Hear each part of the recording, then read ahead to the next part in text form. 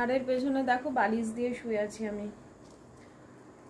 এমন ঘাড়ে ব্যথা হয়েছে আমার, খুব হয়। আজকে সকালবেলা ওই বাড়িতেই ছিলাম, মানে আমার বাড়িতে। আগে তোমাদের ওয়েলকাম জানাই, welcome back to my channel. বন্ধুরা, আশা করছি সকলেই খুব ভালো আছে, আমিও ভালো আছি। কিন্তু আমার ঘাড়ে সকালবেলা ঘুমানোর সময় লেগে গেছে।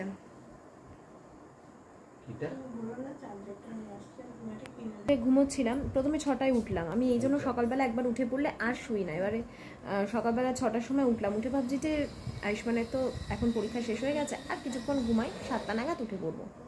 হঠাৎ 7:30 বেজে গেছে, তখন না আমার ঘুমটা ভেঙেছে, ঘাড়ের কাছটা মট করে আওয়াজ হলো, আর যন্ত্রণা অসহ্য, আমি ঘাড় নাড়াতে পারছি না। আসি ধরপড় করে উঠে তাড়াতাড়ি করে ভলিনি দৌড়লো, ভলিনি দেওয়ার পর কিছুক্ষণ পরে আমি ঘাড় নাড়াতে পেরেছি। তারপরে এখন আবার ব্যথা করছে, আমি ঘাড়ের নিচে না চাদরটাকে রোল করে দিয়েছি, দিয়ে মাথাটা ঝুঁকিয়েছি, একটু আরাম লাগছে।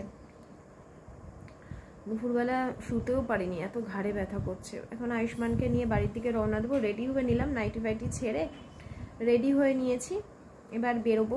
এতক্ষণ ধরে বিকেল 5:30 বাজে এখন, এতক্ষণ ধরে ভিডিও আপলোড করার চেষ্টা করলাম, ভিডিও এখান থেকে ওয়াইফাই কোনো কাজই করে না, কোনো কাজই করে না ওয়াইফাই। জানি না কেন, কিচ্ছু হয় না, 2 ঘন্টা 3 ঘন্টা ধরে। এজন্য ওদের যদি রিজুর যদিও কম্পিউটারে, জানি না ওরও সমস্যা হয় নিশ্চয়ই, রিজুর কম্পিউটারের কাজকর্ম অসুবিধা হয়, আমার দিদির ছেলে। তারপর ওদের টিভিও তো ওই আমাদেরও তাই, স্মার্ট টিভি ইয়েতেই চলে, কিন্তু আমাদের আর সাচ কোনো সমস্যা হয় না। জানি না কেন ওদের প্রবলেমটা হয়, হয়তো ওদের MBPS-টা কম হতে পারে, আমি অতটা ক্লিয়ার নয়। মোট কথা আমার ভিডিও আপলোড হলো না, আমি এখন বাড়ি যাব, গিয়ে আমার ওয়াইফাইতে আপলোডিংয়ে বসাবো। আমার ভিডিও আপলোড হতে বেশিক্ষণ লাগে না, তারপর একটা প্রসেসিং থাকে, চেকিং থাকে, ওইটুকুতে যার টাইম লাগে। তো আয়ুষ্মানের আজকে আবার বন্ধুদের সাথে খেলতে যাবে মাঠে, ওকে তো আর আমি একা ছাড়তে পারি না, আমাকে যেতে হবে। গিয়ে আমি এখন ঢ্যাঁড়সের মতন বসে থাকবো, গিয়ে ও খেলবে আর আমাকে বসে থাকতে হবে, মশার কামড় খেতে হবে, এই হচ্ছে ব্যাপার, বুঝলে? তো চলো, আসি শেষে গেছে, এখন বাড়ির দিকে রওনা হই। বাড়িতে গিয়ে তারপরে ওকে জার্সি প্যান্ট পরাবো, পরিয়ে নিয়ে জল টল খাইয়ে বেরোবো। চলো দেখতে থাকো। তো বাড়ি এলাম, এসে ডিমের ঝোল করব রাতে, ডিম সেদ্ধ প্রেশারে করে, তারপরে আয়ুষ্মানকে নিয়ে এখন যাচ্ছি। ওই কি এক্সাইটমেন্ট, ও যাচ্ছি ওয়্যারলেস মাঠ আর কি, বন্ধুরা ওখানে আসবে।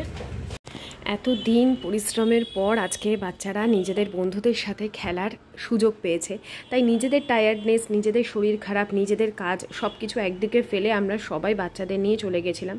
এটা ওদের মানে সব স্কুলের ক্লাসমেট আর কি, ওরা সবাই ক্লাসের থাকে না, এক একটা বন্ধুদের গ্রুপ, ওদের হচ্ছে সেরকমই। আর আমরাও মারা এসে বসে এখানে গল্প করছিলাম নিজেদের মধ্যে, আর বাচ্চারা ওদেরকে খেলছে, এত ঘেমে যাচ্ছে, আর আজকে থেকেই যেন যে গরম সেটা বোঝা যাচ্ছে। তো এখানে কোনো ভয়েস দিইনি, তার কারণ হচ্ছে একেই তো এই জায়গাটা অন্ধকার, কিছুই ভালোভাবে দেখা যাচ্ছে না। তারপরে সকলকে একটু ফুচকা খাওয়ালাম, খেলাধুলার পরে ভালো করে হাত ধুয়ে নিয়েছি। আর আমাদের ওয়্যারলেস মাঠের ঠিক বাইরের দিকেই ফুচকার দোকানটা আছে, খুব ভালো ফুচকা বানায় যদিও। আর এই যে সবাই মিলে এখানে মানে মজাই হয়েছে, দারুণ মজা হয়েছে, নিজেদের সময়টার কথা মনে পড়ছিল।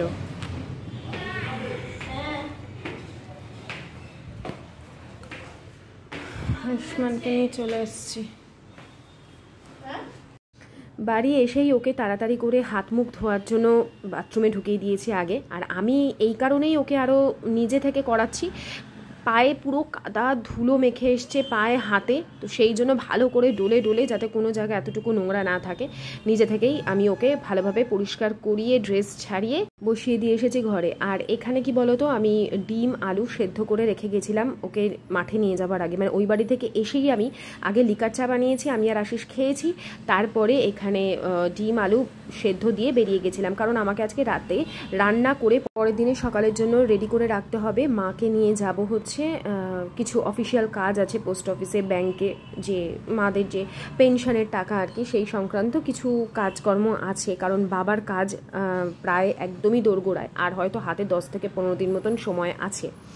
তো সেই জন্য সব কিছু আবার রেডি করতে হবে, যারা যারা আসবে তাদের একটা মানে লিস্ট করা, অনেক কাজ আছে আর কি। তো কাকে কাকে ফোন করতে হবে, তার আগে টাকা পয়সার অ্যারেঞ্জমেন্টেরও তো ব্যাপার থাকে, তাই মাকে নিয়ে আমি যাব।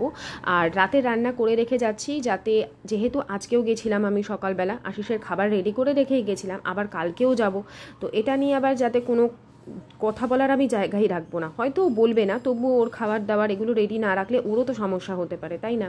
এবারে অনেকেই আমাকে কমেন্টে বলবে কেন তোমাদের মানে তোমার যা বা ওরা কি কেউ দেবে না? দেখো, মুখে বললে হয়তো দেবে, কিন্তু আমার হাজব্যান্ড বলে না বা বলতেও আমাকে দেয় না। এবারে এটা পুরোটাই পারিবারিক ব্যাপার, না কোনো কোন্দল, না কোনো কোলাহল, তেমন কোনো ব্যাপার না, এটা একটা মিউচুয়াল ব্যাপার আর কি বলতে পারো। আমার হাজব্যান্ড বলতে দেয় না আমাকে, বললে নিশ্চয়ই ওনারা দেবেন, এটা কোনো ইস্যু নয়। যাই হোক, আমি ওই জন্য রান্নাটা করে রেখে যাচ্ছি। আর রাগটা এসে পড়বে কি বলো তো আমার ওপর, ওই জন্য আমি কোনো জায়গায় রাখবো না, আমি সুন্দর করে সব কিছু গুছিয়ে রাখবো যতক্ষণ, আর যখন এই অপশান আছে রাত্রিবেলা আমি করে রাখতে পারবো, তো শুধু শুধু তাকেও সমস্যায় ফেলার কোনো প্রয়োজন নেই। এখানে দেখো পেঁয়াজটা আমি তেলের মধ্যে ভেজে নিলাম, আর এখানে পেঁয়াজটা ভালো করে ভেজে নেওয়ার পর আর সর্ষের তেলের মধ্যে আমি একটা তেজপাতা দিয়েছিলাম, তোমরা একবার আমার প্রসেসে ডিমের ঝোল করো। তারপরে মিক্সিতে আমি টমেটো, কাঁচা লঙ্কা, আদা, রসুন একসাথে পেস্ট করে নিয়েছিলাম, সেটা দিয়ে এখন যতক্ষণ না তেল ছাড়বে লবণ দিয়ে খুব ভালো করে কষাবো।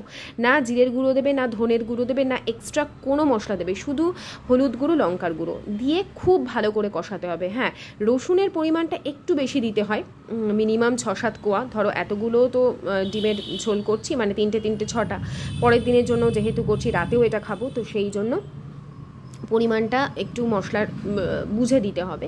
আর তারপরে এখানে ওই মিক্সিগুলা যে জল সেটা দিয়ে ভালো করে কষিয়ে তারপরে আমি এখানে গুঁড়ো মশলাগুলো অ্যাড করেছি, কিন্তু নাহলে গুঁড়ো মশলা আগে অ্যাড করে দিলে না কষানো যায় না, জল টেনে নিতে থাকে আর তেল ছাড়তে অনেক সময় লাগে, আর মশলাটাও পুড়ে যায়, তিতকুটে ভাব চলে আসতে পারে।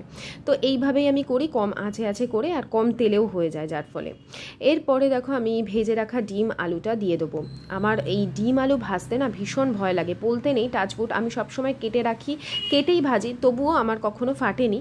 তাও আমি এক একজনের ভিডিওতে শুনি তো কত বড় বড় বিপদ হয়, আমি সেই জন্য এত ভয় পাই, আমি যখন ডিম আলু ভাজি তেল মানে হলুদ নুন দিয়েই ভাজি, তারপর ঢেকে দিই যতক্ষণ না ভাজা হয়। তারপর এই যে পরিমাণ মতন গরম জল এখানে অ্যাড করব, কিন্তু অবশ্যই ঠান্ডা জল নয়, তাহলে কিন্তু পুরো স্বাদ নষ্ট হয়ে যাবে।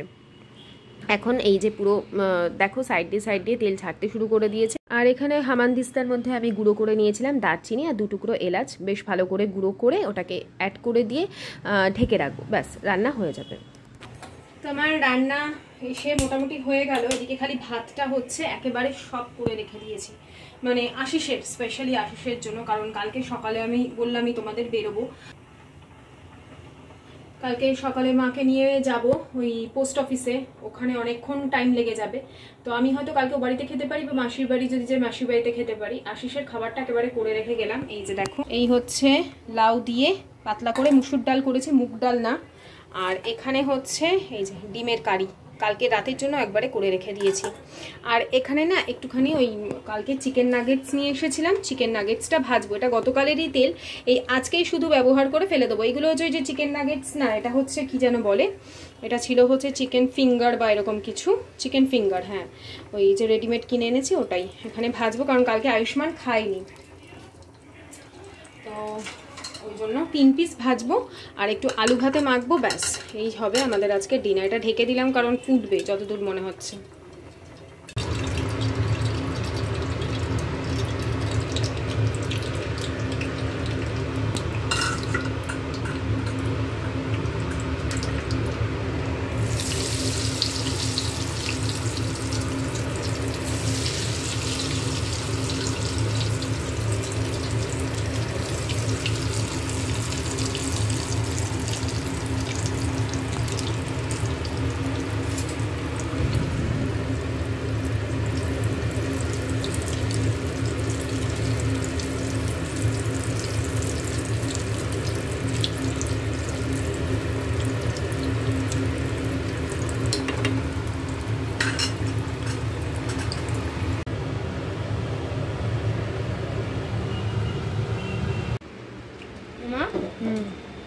কালকে তোমরা পোস্ট অফিস গিয়ে মাম্মাম দিদাতে পাওয়া যাবে।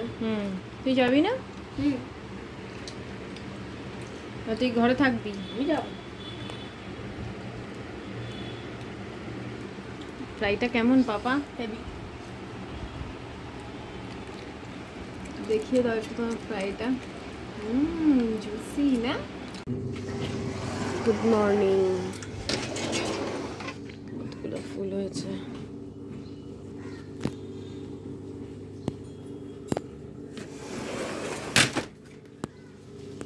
ময়লার গাড়ি এসছে কিনা দেখছি।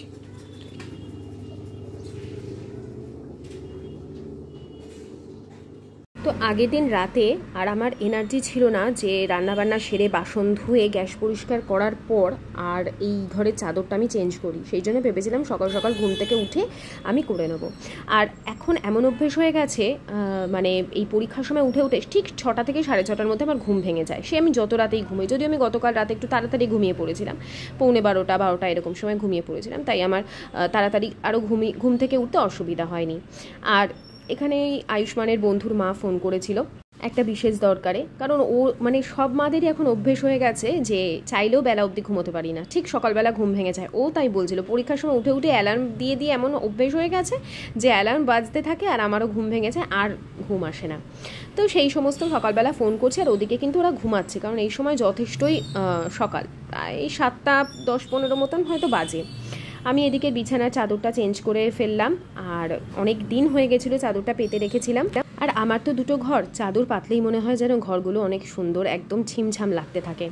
তো বিছানা দেখো এখন যখন বদলে ফেলবো তখন মনে হবে ঘরটা কত যেন শুদ্ধ হয়ে গেল, ঠান্ডা হয়ে গেল, আমার তো এরকম মনে হয়।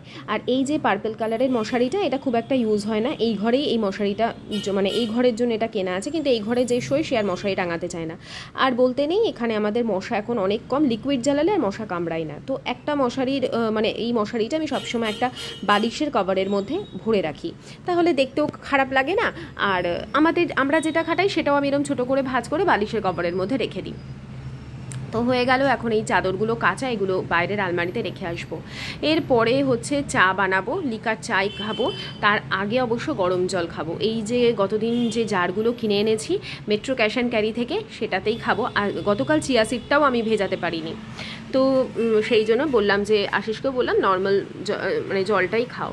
তো এটাই বসে বসে এনজয় করছি, কিছুই না এর জন্য মানে এই জলটা খাবো না, একটা ভালো কাপ বা একটা ভালো জারে খেলে না বেশ একটা অন্যরকম লাগে, এই হচ্ছে ব্যাপার। স্টিলের গ্লাসে গেলেও গরম জল হয় সেটা না, কিন্তু একটা ভালো লাগে আর কি সিপ মেরে মেরে খেতে। আর এখানে আদা দিয়ে দিলাম। লিকার চা, আমি তো যেহেতু চিনি ছাড়া লিকার চা খাই, আমি লিকার চা একদম চিনি খেতে পারি না, তো সেই জন্য আদাটা মাস্ট। এমনি শুধু দিলে আর মনে হয় না যে কোনো কিছু খেলাম বলে। সকালবেলা এখন দুধ চাটা আবার ছেড়ে দিয়েছি, কারণ ওই যে সকালবেলা দুধ চাটা খেলেই সারাদিনে কষ্ট হয়। বিকেলবেলা যদি আমি 1 কাপ মানে দুধ চা নিই তাহলে কিন্তু কোনো প্রবলেম হয় না। তো এটা আজকেরই মানে যে নেক্সট মর্নিংটা দেখালাম সেটা আজকেরই ব্লগ, তো সেই জন্য ভাবলাম যে তোমাদের সাথে শেয়ার করে দিই। খুব তাড়াহুড়ো করে ভয়েস ওভার দিচ্ছি, কারণ সব রেডি করে গুছিয়ে আমি বেরোবো, যাতে বাড়ি এসে আমার আর কোনো সমস্যা না হয়। তো বন্ধুরা, আজকের মতন ভিডিওটা এন্ড করছি। আশা করি তোমরা তোমাদের পায়েলের জীবনটা খুব সহজেই বুঝতে পারো, তোমাদের আশা করি ভালো লাগে। তো চলো আজকের মতন টাটা, আবার আসছে আগামীকাল। ভালো থেকো সকলে।